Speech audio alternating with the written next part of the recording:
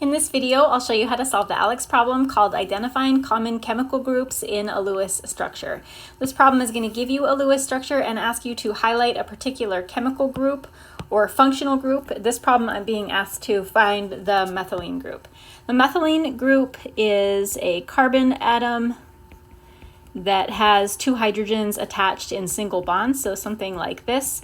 I do want to point out that the relative positioning of the hydrogen atoms with respect to the carbons could be anywhere. So I've drawn it in that particular arrangement, but it could look something like this, or it could look something like this. It doesn't really matter where the hydrogen atoms are pointing. What matters is that you have a carbon atom with two hydrogens that are single bonded, and for my structure, that group is located in this position. So you're just going to use that highlighting tool in ALEKS, and it wants you to highlight not only all of the atoms in that group, but the bonds as well. Even though it just says highlight each atom, ALEKS also wants you to highlight the bonds.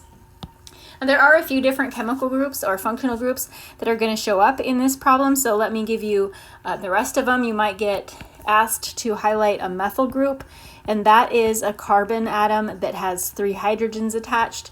And remember that these hydrogen atoms could be pointing in any direction, right? So it's just a carbon atom with three hydrogens. Doesn't really matter where the hydrogens are pointing.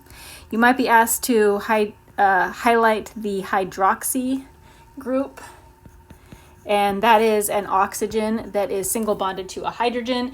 And again, it could be pointing in any direction. Don't pay attention to the directions.